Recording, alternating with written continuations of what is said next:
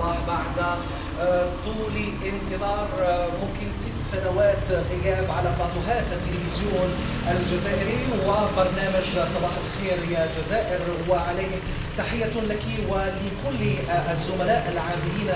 معك هذا الصباح، كل واحد باسمه وكل واحد في مجال إبداعه. وتحية كذلك للجماهير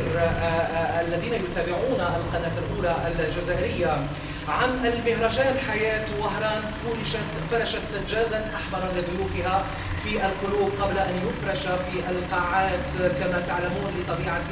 الناس الباهية المضيافين والكرماء بطبعهم، يفتتح إذن مهرجان وهران الدولي للفيلم العربي الجمعة المنصرم، ويعود معه شغف وحب بعد طول انتظار بلغ 6 سنوات بالتمام كما قلت. وما هذا إلا دليل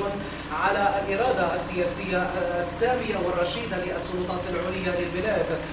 حرص وزارة الثقافة والفنون ووالي ولاية وهران الذي كان مرابطا ومصرا على إنجاحه في طبعته 12.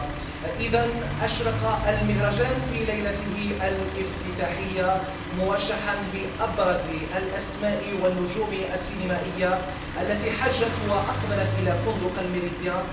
فكانت أن ترسعت بتكريمات للأسماء الأغلى والأكبر التي قدمت الكثير للسينما العربية والعالمية من خلال المخرج العالمي محمد الأخضر حمينة، المخرج العالمي الفرنكو يوناني كوستا غافراس رفقة حرمه المنتجة ميشيل راي غافراس، والفنان المصري القدير كذلك محمود حميدة. بعد العرض الأول والشرفي للفيلم الروائي الطويل عين الحجر المحطة للمخرج الجزائري لطفي بوشوشي بالأمس الذي تم إنتاجه هذه السنة، يشارك في المنافسة الرسمية للطبعة الثانية في طبعة 12 لمهرجان وهران الدولي للفيلم العربي أكثر من 40 فيلما في 4 فئات، وهي الأفلام الروائية الطويلة والقصيرة والأفلام الوثائقية الطويلة والقصيرة، منها 10 أفلام سينمائية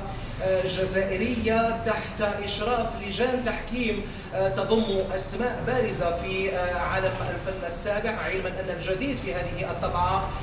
يكمن في عرض أعمال لأول مرة عربيا وإفريقيا وعالميا مع استحداث فقرات جديدة تتمثل في وثائقيات وهران، كلاسيكيات وهران،